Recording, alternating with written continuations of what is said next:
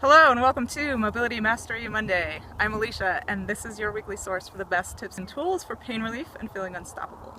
And today we're outside because this is my favorite place to be. Living in Colorado, I can't not take advantage of this, and it's one reason I love living here. Today I want to talk about the power of our minds to either stop or prolong pain. Now, before you go thinking this is a bunch of woo-woo hogwash, stick with me here and let me ask you a question. Have you ever had something mildly disturbing happen in your life, but then you start to obsess about it in your mind and you make it a lot worse than it actually is?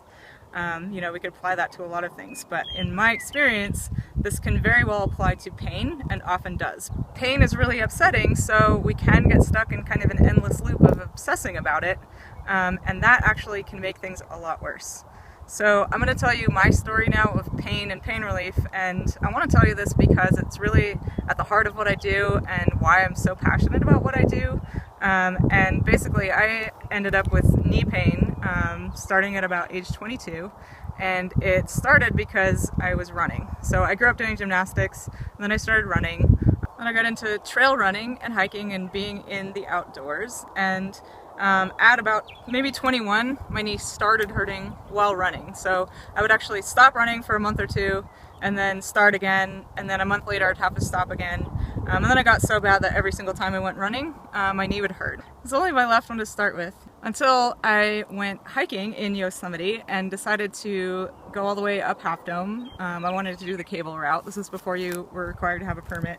And I got just about a mile below the cables, and my left bad knee, which had never hurt while hiking, went out on me. It literally took me to the ground with a knife-like pain in my kneecap. And I ended up having to go about 7 miles straight downhill on a bad knee.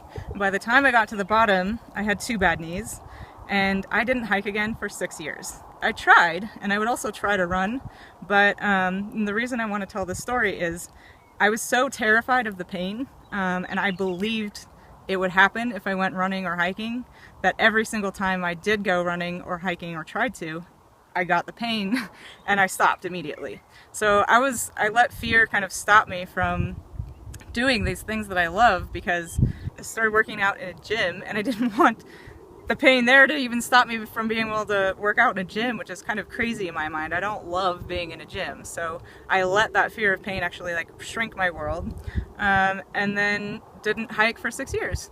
So it took actually finding the first fascial release technique that I found that got me really believing it could fix my knee. I don't know why, I can't actually tell you why, just something in me knew that it would do that. But it actually took me 2 years until I moved to Colorado to train my best friend who I was living with at the time to work on me on the trail while running. Something in me just knew if I did this enough, I would get out of pain and be able to run again, and I didn't want to not take advantage of where I lived in Colorado. So the first time we went running, she had to work on me 10 times on the trail. We figured out how she could work on me on the trail. And I mean, my knee hurt the whole time. And then the second time we went out, she worked on me maybe 5 times. And the third time, maybe once or twice. And I really haven't needed it since then. And, if I had let that first experience of going trail running again after 8 years and her working on me 10 times and the pain, coming back every time, if I had let that stop me from trying again, I probably wouldn't still be running today.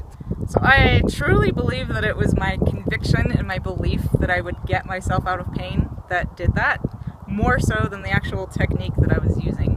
Our brains are incredibly powerful, and we all know this because of the placebo effect and other things like that. What we believe, we often create in the world, and I think that's true with pain. So I've also seen this mentality play out with my clients.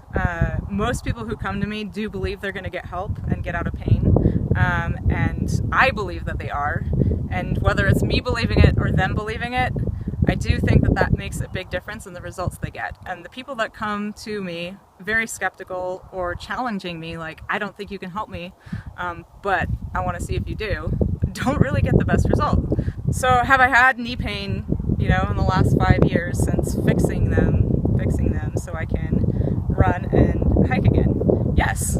I get little twinges here and there. I basically have a knee pain pattern in my body, so it's something I'm prone to, but it no longer freaks me out. And I think that's one of the big differences between how I am now and how I was before. If knee pain happens for me while I'm hiking or running, I don't freak out. I don't obsess like, oh my god, pain is going to stop me from doing anything. I'm able to actually relax my nervous system, say hi to it, tell my body I'm going to give it what it needs, and oftentimes it's just a twinge and it'll go away immediately. So I want to help you get to that place with your body if you have something like pain through a sport that you love. So I have 3 steps for you today to consider to start using this in your own life where pain is concerned. The first step is adopting the belief that you're going to be okay no matter what, that your body is talking to you on your behalf. You need to get on your body's side and get your body on your side. So that's really step number 1, just realizing that your body's not trying to piss you off. If you're in pain, it's trying to get your attention for help so you can do the thing that you want to do without pain. So that's step number 1. Step number 2 is to use that belief, like really believe it, to calm your nervous system down when pain does show up.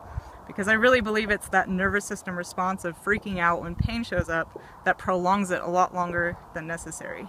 And step number 3 is to start a conversation with your body to ask it what it needs. And I'm going to help you do that. But your job is to start talking to your body, to decode its messages, and to figure out, where your fascial restrictions or dysfunctions might be, because we all kind of have them based on our habits or the sports we did as a kid. We're going to be prone to certain things like knee pain. I don't really get back pain of any kind, but I get knee pain. Now someone else is going to have back pain but not knee pain. You're going to have your own unique thing, and that's unique to your body. So start having a relationship and a conversation with your body. Learn to give it what it needs, and pain no longer has to be scary. So, I often talk about being pain-free and unstoppable. Well, the reason you're unstoppable is because pain doesn't scare you anymore. Doesn't mean you never have it. It means you know how to take care of it when it shows up. If these steps seem, like mountains rather than little molehills you can walk over, don't worry, I'm going to be going more in depth with them as time goes on with Mobility Mastery. So do stay tuned and subscribe on the YouTube channel and the blog, mobilitymastery.com, and I will see you next time on Mobility Mastery Monday. Hello, knee! Oh, you're talking to me, okay. Let me listen. Oh, you just need that calf released. I get it, okay. I'm coming.